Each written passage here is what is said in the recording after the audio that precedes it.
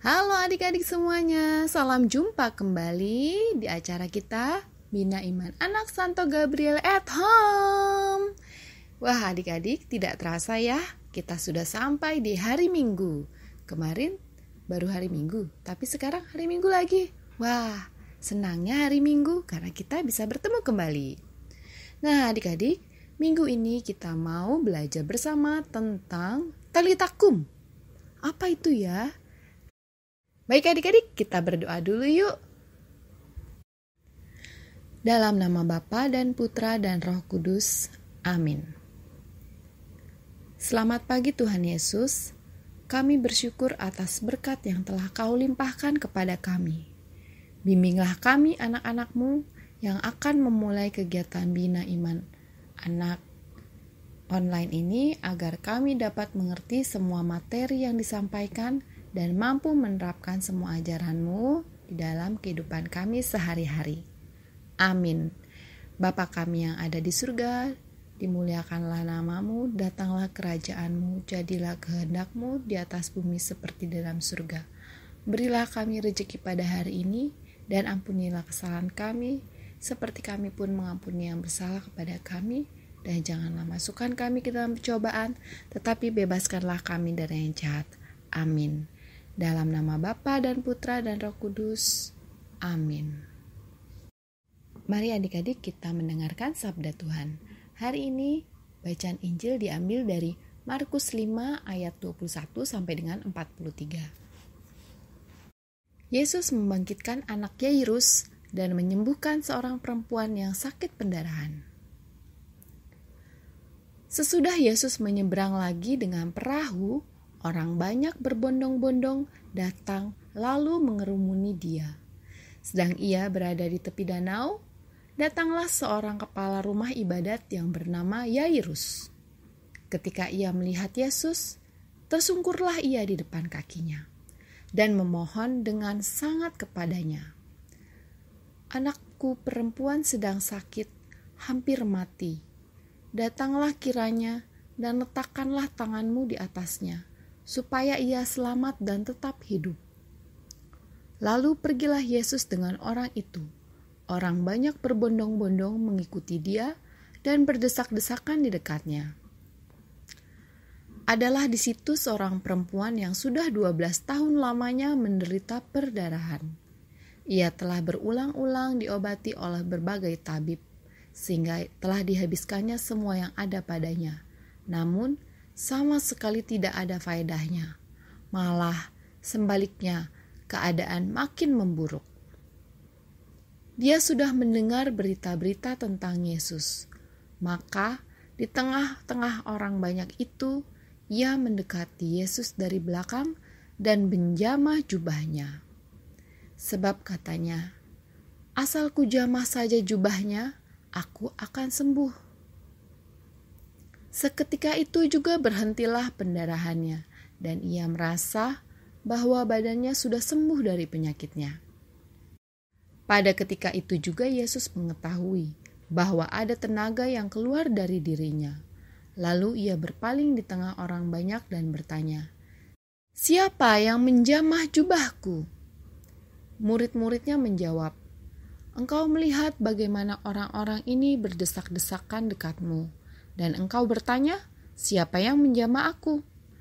Lalu ia memandang sekelilingnya untuk melihat siapa yang telah melakukan hal itu. Perempuan itu yang menjadi takut dan gemetar ketika mengetahui apa yang telah terjadi atas dirinya, tampil dan tersungkur di depan Yesus dan dengan tulus memberitahukan segala sesuatu kepadanya. Maka katanya kepada perempuan itu, "Hai anakku, imanmu telah menyelamatkan engkau. Pergilah dengan selamat dan sembuhlah dari penyakitmu." Ketika Yesus masih berbicara, datanglah orang dari keluarga kepala rumah ibadat itu dan berkata, "Anakmu sudah mati. Apa perlunya lagi engkau menyusah-nyusahkan guru?" Tetapi Yesus tidak menghiraukan perkataan mereka dan berkata kepada kepala rumah ibadat, "Jangan takut, percaya saja. Lalu Yesus tidak memperbolehkan seorang pun ikut serta, kecuali Petrus, Yakobus, dan Yohanes, saudara Yakobus. Mereka tiba di rumah kepala rumah ibadat. Di sana dilihatnya orang-orang ribut, menangis dan meratap dengan suara nyaring. Sesudah ia masuk, ia berkata kepada orang-orang itu, "Mengapa kamu ribut dan menangis? Anak ini tidak mati, tetapi tidur." Tetapi mereka menertawakan dia. Maka diusirnya semua orang itu. Lalu dibawanya ayah dan ibu anak itu dan mereka yang bersama-sama dengan dia masuk ke kamar anak itu. Lalu dipegangnya tangan anak itu. Katanya, "Talita kum," yang berarti, "Hai anak, aku berkata kepadamu, bangunlah." Seketika itu juga anak itu bangkit berdiri dan berjalan, sebab umurnya sudah 12 tahun. Semua orang yang hadir sangat takjub. Dengan sangat ia berpesan kepada mereka, supaya jangan seorang pun mengetahui hal itu. Lalu ia menyuruh mereka memberi anak itu makan. Demikianlah Injil Tuhan. Terpujilah Kristus. Hai, adik-adik, siapa di sini yang suka tidur? Tidur itu baik loh untuk kesehatan. Tapi kalau berlebihan juga tidak bagus. Tapi kita butuh tidur untuk mengistirahatkan tubuh. Atau ketika sakit, kita juga perlu tidur yang cukup. Supaya tubuh kita punya kesempatan untuk memperbaiki sel-sel yang rusak. Nah, apalagi nih adik-adik yang masih perlu tambahan tidur siang. Yaitu agar tumbuh dan kembang adik-adik maksimal. Oh iya, kakak habis divaksin rasanya pengen tidur terus loh, mengantuk. Ya mungkin karena tubuh juga perlu istirahat supaya lekas pulih seperti sedia kala. Tapi ya, kalau kisah Injil hari ini, anak yang disebutkan tadi tidur karena sakit. Nah, apa yang menyelamatkan anak tersebut? Iya, iman ayahnya. Ayahnya percaya, ayahnya siapa? Yairus. Ayahnya percaya Yesus dapat menyembuhkan anak tersebut. Sama seperti Yairus, perempuan yang sakit selama 12 tahun juga disembuhkan karena imannya. Keduanya percaya Yesus dapat menyembuhkan. Yairus percaya asalkan Yesus meletakkan tangannya di atas anaknya, maka anaknya akan sembuh. Dan perempuan yang sakit 12 tahun tadi percaya jika ia menyentuh ujung jubahnya Yesus, ia juga akan sembuh. Nah, dua-duanya adalah iman, percaya kepada Yesus. Yesus juga tidak membeda-bedakan untuk menolong siapa yang akan ditolong. Yairus adalah pemimpin kepala rumah ibadat, seperti pemuka agama kali ya kalau yang sekarang ini, maka ia terkenal. Nah, kalau yang satunya perempuan yang sakit selama 12 tahun ini, dia tidak disebutkan namanya.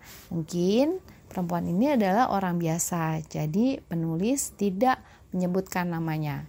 Nah, ini membuat perbedaan. Tapi Tuhan Yesus tidak memilih-milih siapa yang akan ditolongnya. Tapi ia melihat iman kedua orang tersebut. Maka dari itu mereka mendapatkan apa yang diinginkannya, yaitu kesembuhan. Nah, baik Yairus maupun perempuan tadi, mereka beriman dan mereka melakukan. Mereka take action. Ya. Yairus mengundang Yesus untuk mampir ke rumahnya supaya bisa menyembuhkan anaknya. Ya, itu adalah tindakannya. Dan perempuan itu juga melakukan, bertindak, yaitu menyentuh jubah Yesus. Ia mendekatkan diri supaya bisa menyentuh Tuhan Yesus. Dengan demikian, ia melakukan apa yang ia percaya. Melalui kedua orang tersebut, Yairus dan perempuan tadi, Yesus berkarya. Ia melaksanakan mukjizatnya. Ini sih keren banget.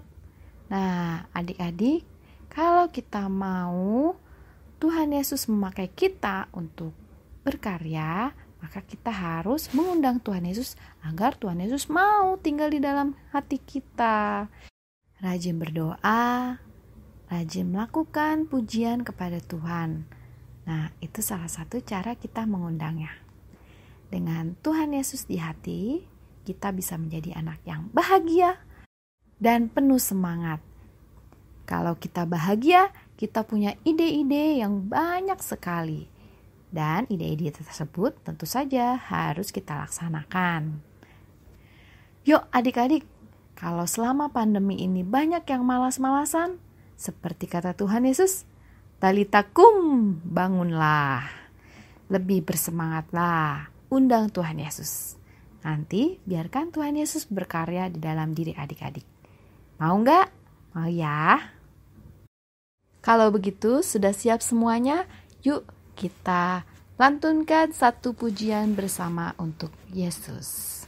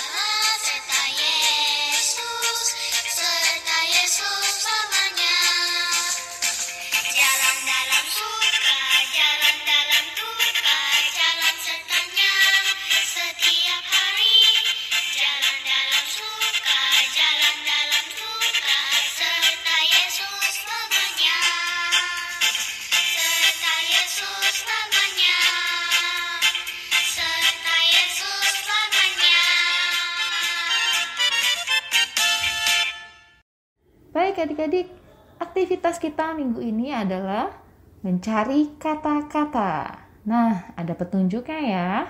Dibaca dulu petunjuknya. Nah, pertama, di sebelah paling kanan itu adalah kata-kata yang harus kalian cari di dalam kolom scramble. Huruf-huruf yang tidak beraturan.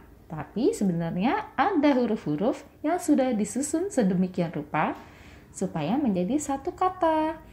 Nah, caranya adalah kalian bisa cari dari susun kiri ke kanan dan juga atas bawah, dan jangan lupa ada juga yang menyamping atau diagonal.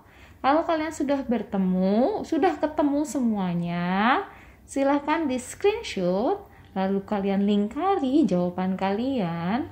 Nanti boleh deh dikirim ke email kita, dinaimansantogabriel@gmail.com. Nah, bagi kalian yang paling cepat dan beruntung tentunya, dan jawabannya harus tepat ya, kalian akan mendapatkan hadiah berupa pulsa senilai Rp25.000. Wow, lumayan. Nah, nanti kalau kirim email, jangan lupa cantumkan nomor telepon yang kalian pakai. Oke, seperti ini contoh jawabannya. Nah, selamat mengerjakan adik-adik. Setelah kita belajar hari ini, kita akan membaca bersama sikap hidup baru kita. Yuk kita baca bersama-sama. 1, 2, 3. Bersama Yesus, aku akan menjadi anak yang penuh semangat, aktif, dan kreatif. Baik adik-adik, mari kita bersiap untuk doa penutup. Yuk, sikap kita sudah baikkah? Mari kita mulai berdoa. Mari kita bersatu dalam doa. Dalam nama Bapa dan Putra dan Roh Kudus. Amin. Tuhan Yesus, alangkah baiknya Engkau. Kami sungguh belajar banyak hari ini. Tuhan, tetaplah pakai kami untuk berkarya. Biarkan kami menjadi alat-Mu. Kami mengundang Engkau Tuhan, agar tinggal di dalam hati kami. Buatlah kami menjadi orang yang berguna untuk orang-orang di sekitar kami, terutama keluarga, saudara, tetangga. Tuhan, terima kasih atas pelajaran hari ini. Amin. Dalam nama Bapa dan Putra dan Roh Kudus. Amin. Nah, adik-adik, kita sudah sampai, kita sudah selesai. Terima kasih ya telah setia di acara Bina Iman Anak Santo Gabriel at Home. Sampai jumpa ya di minggu depan. Tuhan Yesus memberkati.